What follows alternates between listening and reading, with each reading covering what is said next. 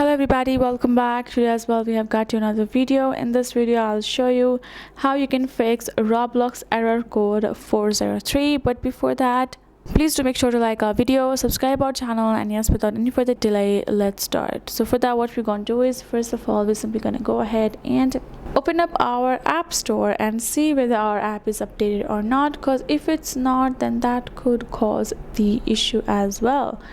So we're gonna go to our App Store Play Store and type in Roblox, and we're gonna search it up and check it out whether our app shows update instead of open.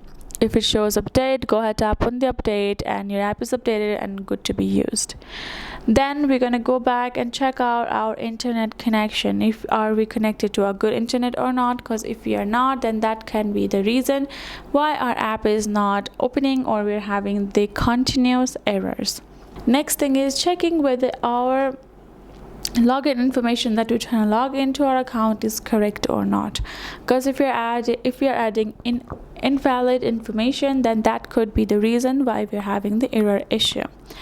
If it's not, then you're gonna go ahead, I would recommend you to simply remove your account, tap on remove account, which is uninstall the particular account and particular app and reinstall it and add in the correct information and re-log in, and you should be able to use your app without any continuous errors.